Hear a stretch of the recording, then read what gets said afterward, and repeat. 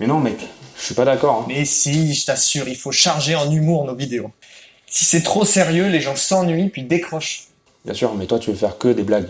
Mais pas du tout, c'est super de parler de philo. Mec, on fait de la psycho. Ouais, un psycho. Qu'est-ce que j'ai dit?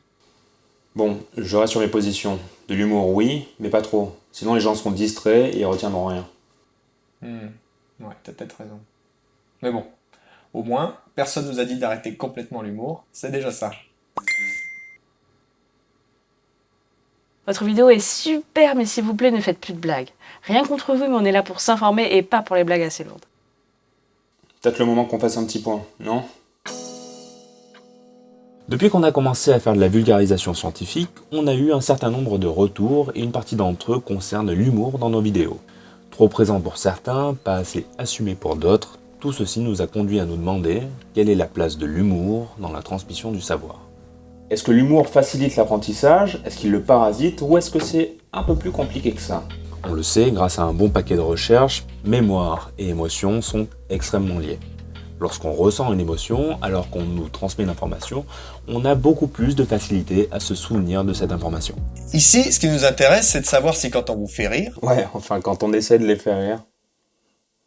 quand on essaye de vous faire rire, est-ce que ça facilite votre mémorisation ou est-ce que ça vous fait décrocher complet? Pour se faire une idée, on a d'abord été se renseigner sur le rôle de l'humour dans un contexte classique de transmission d'informations, à savoir l'école. Avner Ziv est un chercheur en psychologie qui s'est posé la question de la place de l'humour dans l'apprentissage en contexte d'enseignement classique. Il a monté une expérience pour évaluer l'efficacité pédagogique de l'humour dans l'apprentissage. Lors de cette expérience, il a divisé les étudiants en deux groupes qui recevront tous un enseignement similaire, sauf que l'un recevra des cours avec humour et l'autre sans humour. Mais attention, il ne fait pas ça n'importe comment. Notre bonhomme a déjà fait des recherches sur le sujet et il sait qu'il ne faut pas abuser de l'humour dans un contexte scolaire. Il faut trouver un bon équilibre. Trop d'humour peut faire passer un enseignant pour un clown et la valeur que l'on attribue à son discours peut en être affectée négativement. Tandis que pas assez d'humour ne permet pas de mettre en lumière les effets de l'humour sur l'apprentissage. Pour les résultats, on voit que les groupes qui ont reçu un enseignement avec humour finissent par obtenir une meilleure moyenne que les groupes sans humour. Évidemment, vous imaginez bien qu'on ne peut pas transférer si facilement des résultats obtenus dans une salle de classe à la vulgarisation sur YouTube. Différents paramètres sont à prendre en compte. Une salle de classe est un contexte spécifique. On attend de nous qu'on y soit discipliné et assidu. Le professeur est là pour transmettre des connaissances, répondre aux interrogations des élèves et, comme pour toute figure d'autorité, faire respecter les règles. Enfin, l'un des objectifs dans une salle de classe, c'est de valider l'acquisition de connaissances. Et pour cela, le professeur met en place des évaluations qui visent à savoir si les connaissances sont assimilées. Et là, vous devez vous dire, mais dans tout ça, quel est le rapport avec l'humour dans vos vidéos? Bah justement, on n'est pas dans une salle de classe. On ne représente pas une figure d'autorité, vous n'avez pas d'examen à passer après avoir maté une de nos vidéos, ce qui fait qu'en soi, rien ne vous oblige à les regarder. Guignol. Eh mais tiens un peu tes personnages, là, celui-là fout vraiment une ambiance de merde. Désolé. Du coup, si entre notre chaîne YouTube et le milieu scolaire, il n'y a rien à voir, qu'est-ce qu'on fait de cette théorie sur l'humour qui permet de mieux mémoriser les informations? Est-ce que ça peut quand même s'appliquer à la vulgarisation sur YouTube? Pour répondre à ça, rien de compliqué. Il nous suffisait de dénicher une recherche qui parlait de l'effet de l'humour sur la mémorisation des informations présentes dans les vidéos de vulgarisation. Donc on a cherché. Mais on n'a pas trouvé. Par contre, ce qu'on a trouvé, c'est que l'effet de l'humour est un sujet qui intéresse beaucoup le monde de la publicité. Les publicitaires ont fait pas mal de recherches qui permettent de déterminer si le public retient mieux un message drôle ou un message qui ne l'est pas. Ils ont déterminé deux facteurs hyper importants. La pertinence du message humoristique À quel point le message humoristique est en lien avec l'idée qu'on veut véhiculer, et la puissance de l'humour. et à quel point c'est rigolo. Une expérience a été réalisée par Thomas Klein et James Kellaris. Ils ont pris 253 étudiants en marketing et les ont divisés en 5 groupes. Vous commencez à connaître la combine, chaque groupe est relié à une condition. 3 conditions pour la puissance de l'humour. Fort, faible et contrôle. Contrôle, c'est pas d'humour en fait. Et 2 conditions pour la pertinence de l'humour. Forte pertinence et faible pertinence. L'humour était représenté par une phrase en haut du poster publicitaire et la pertinence de l'humour était liée au message se trouvant en bas de l'affiche. Dans chaque condition, les chercheurs montraient l'une des images au sujet, puis leur faisaient passer un questionnaire qui permettait de mesurer leur niveau de mémorisation du poster présenté. Alors ces résultats, ça donne quoi? Les sujets qui ont le mieux mémorisé sont ceux qui ont vu le poster en conditions fort humour et forte pertinence de l'humour. Donc une bonne blague bien pertinente avec le message qu'on veut transmettre aux individus leur permettrait de mieux se souvenir de l'information. Et ce qui est intéressant, c'est que dans cet expé, on n'observe pas l'effet inverse. Si la blague n'est pas pertinente avec le message, qu'elle soit forte en humour ou faible, on s'en cogne. Car ça n'a pas l'air d'avoir un effet positif ou négatif sur votre mémoire. D'ailleurs, regardez sur ce tableau. Les résultats sont proches de la condition contrôle.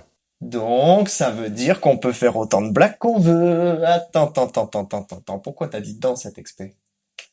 En 2009, un groupe de chercheurs fait passer 2 expériences pour voir si l'humour a un effet de distraction lorsqu'il n'est pas lié à une information. Pour cela, il leur fallait des participants, 4 marques imaginaires de boissons énergisantes, un eye tracker pour observer où se pose le regard des participants, 60 petites phrases avec une partie à valence émotionnelle neutre, une partie positive et une partie humoristique. Et avec tout ça, comment on voit si l'humour a un effet négatif sur notre mémoire? Tout d'abord, vous associez de manière aléatoire les phrases avec les photos des différentes boissons énergisantes. Ces associations s'afficheront une par une sur un écran devant lequel on place notre participant que nous appellerons Bob.